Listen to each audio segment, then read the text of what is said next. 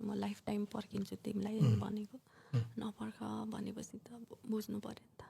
नपर्ख भन्यो उसले त्यो भन्ने बित्तिकै तपाईँले छोडिदिनु भयो त्यसपछि टोटल्ली त मैले छोडिनँ म माया गर्ने मान्छेलाई हतपत म पनि छोड्दिनँ चान्स दिन्छु उसलाई हेर्छु क्या दाइ हेर्छु जबसम्म मेरो मनले चित्त बुझ्दैन नि है यो मान्छेलाई छोड्छु म भन्ने टाइपको हुँदैन नि तबसम्म म छोड्दिनँ क्या दाइ उसले चाहे मलाई माया गरेको होस् नगरेको होस् म त गर्छु नि त मैले त उसलाई मनदेखि माया गरेको मान्छे हो नि त म छोड्नु सक्दिनँ दाइ हतपत मान्छेलाई छोड्नु सक्दिनँ छोडिनँ मैले कति त्यही पनि मलाई उसलाई कति सम्झाएर घरमा राखिरहेको थिएँ क्या एकतर्फबाट मात्रै पनि हुँदैन रहेछ नि त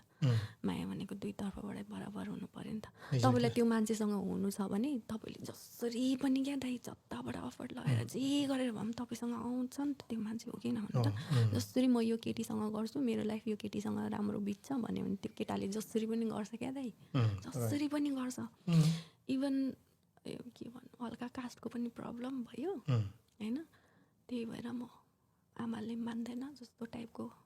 धेरैवटा कुराहरू देखाउने जस्तो त्यस्तो पनि भयो दाइ त्यसपछि तपाईँले पनि छोडिदिनु भयो ऊ चाहिँ गुरुङ हो कि गुरुङहरूको अलिक मान्दैन गुरुङै ल्याउनुपर्छ जस्तो खाले उसले पनि त्यस्तो कुराहरू पनि गर्न थाल्यो आमाले अलिक मान्दैन कि जस्तो आई मिन मेरो विचारमा अब थिएन पनि होला अनि एक्सक्युजेसहरू अब हुन्छ नि त्यही त भन्दैछु त तपाईँलाई त्यो मान्छेसँग हुनु छैन भने त्यहाँ हजारौँ रिजनहरू हुन्छ क्या दाइ